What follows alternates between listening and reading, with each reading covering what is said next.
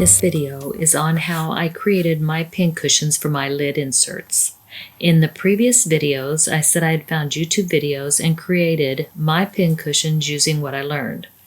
My pincushions evolved with each case. My first case was just a stuffed circle of material.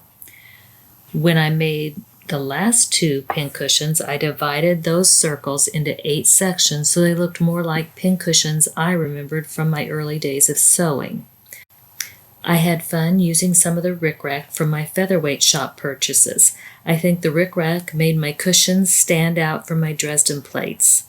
To start, I made the mini Dresden spool pin pattern that is available to people who sign up for emails from the Featherweight shop.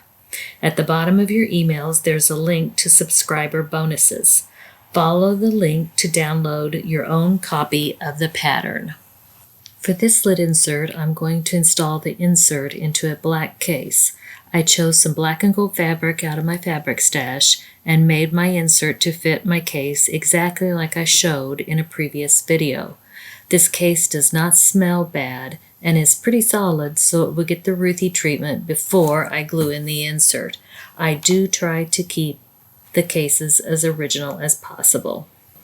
First, I decided on which of the fabrics I wanted to use for my Dresden plate, and I sewed the Dresden plate according to the pattern. Second, I cut 2 circles about the diameter of the inside edges of the Dresden plate. I used a glass to size my circles. Third, I sewed the circles right sides together, leaving a small opening so I could turn and stuff my pincushion. I sewed 2 lines of stitching to secure the edges from raveling, and then used my pinking shears to cut around the circle. So I have my circle sewn, and I have a double row of stitching around it, and I'm going to use my threadostats and turn my circle. And they work perfect for this too. I left a pretty small opening.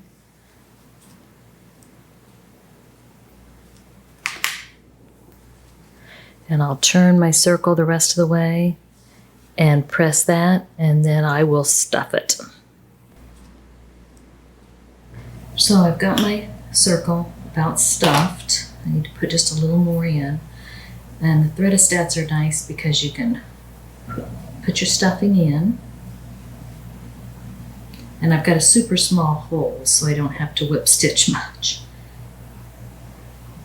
And then you can work it around with your threadostats. And I've got my insert here, got my Dresden plate, and I've got my circle.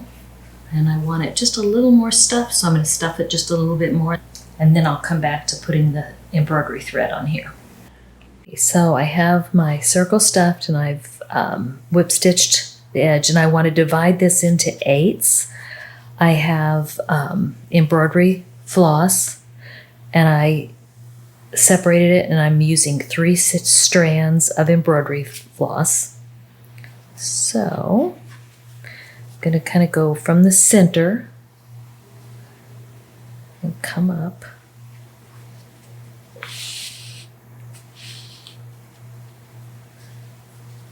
And I don't measure where my center is. I just kind of gauge it.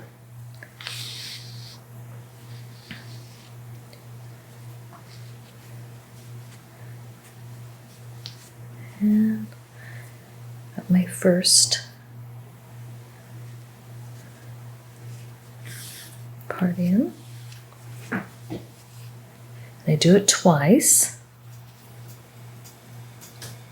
I take my thread around twice, I should say.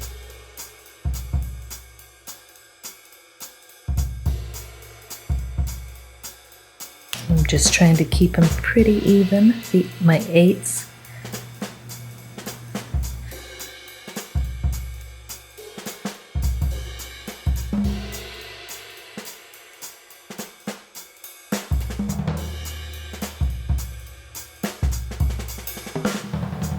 We're going to put a button over this middle anyway, so that doesn't have to be perfect. And just come from the back, right up the middle.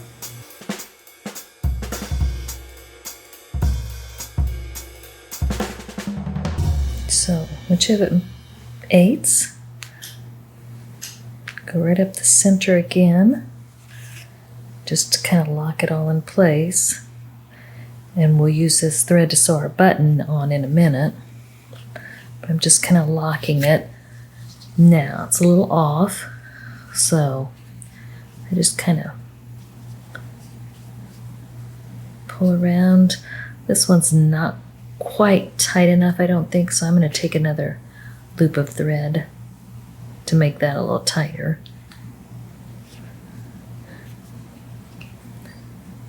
And you could just use regular thread too if you wanted, instead of embroidery thread. If you wanted to match your project and you didn't want to have to buy embroidery floss, you can just use regular thread. That looks better. Okay, I have my circle divided into 8 about the same size sections, and you can kind of work it around and round it out. But I'm going to use buttons that you cover, and I've got a couple different sizes here. I've got really tiny ones, and I've got a little bit bigger ones. And I think I'm going to use these 3/4 inch buttons. I kind of like the size of that the best, and it's going to fit right in here. So I'll use that extra thread to sew that button on. And I'll show you how I cover the button. First thing, on the back of the button covers, there's a little circle, and instead of cutting their circle out, I just try to find something that's about the same size, and I'm going to draw a circle on here and cut my circle out to cover my button. So on the back of the buttons, there's these like little grippy teeth. So I'm gonna try to get this diamond about centered on there. And you just kind of pull this back and get it gripped in the teeth.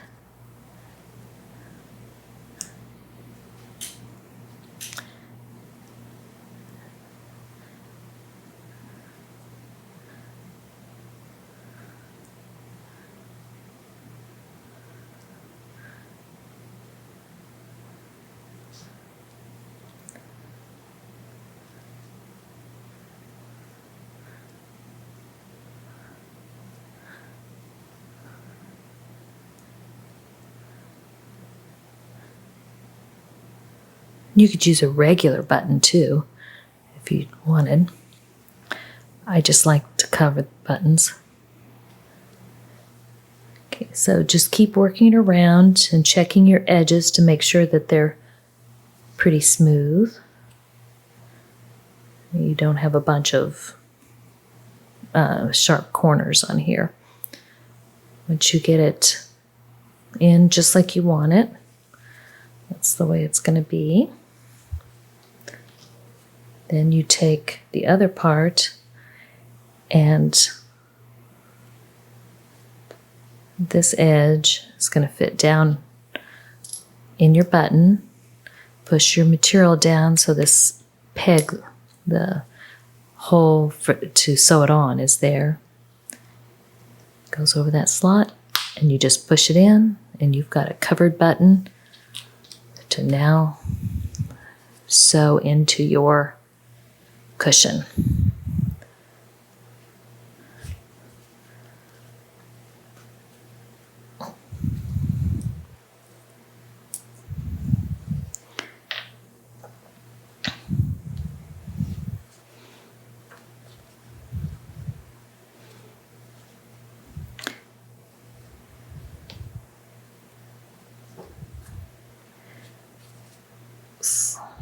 And I try to make a couple of loops before I pull it taut, just so it's a little easier to get it through the button.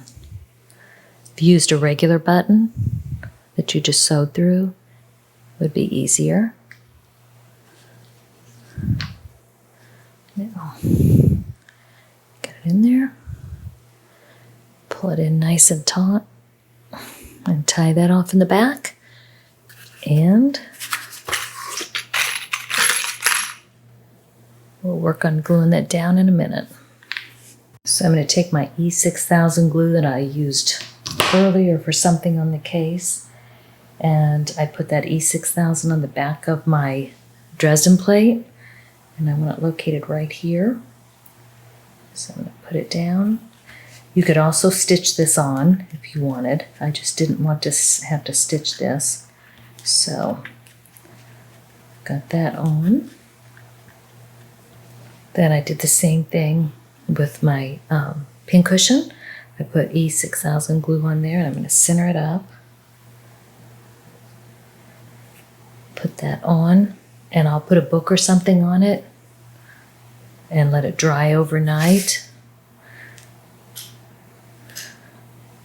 Probably should twist that direction.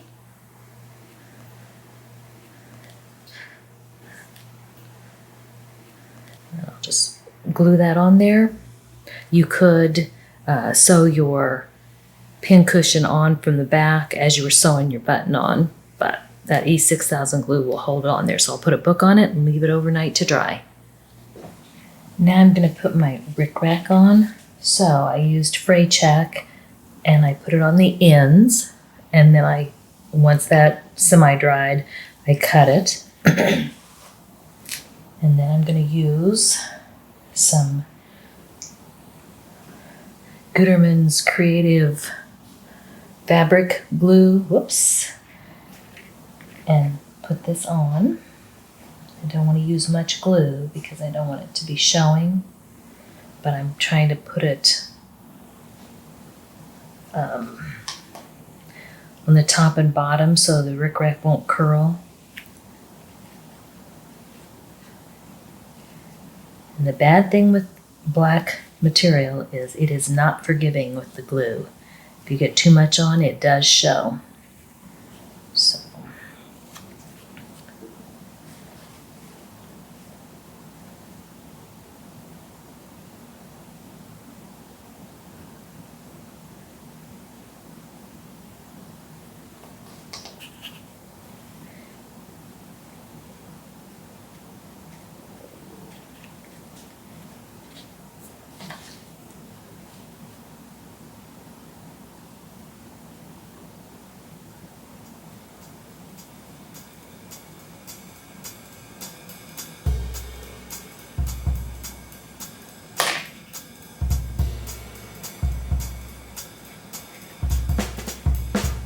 you could use any kind of fabric glue on this.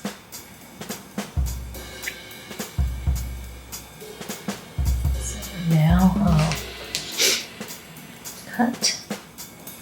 And I'm going to try to overlap so I know exactly where I need to cut to match up my other seam.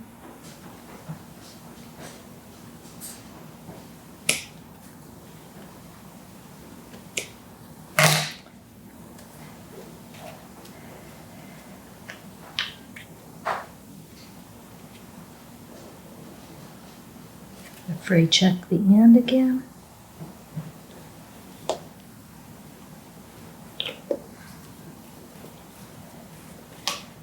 And then finish putting my glue on.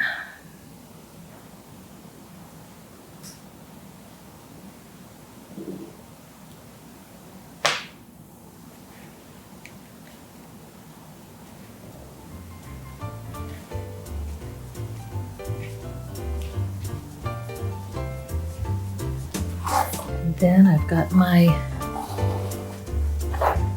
rickrack on. When that dries, you won't even see that glue.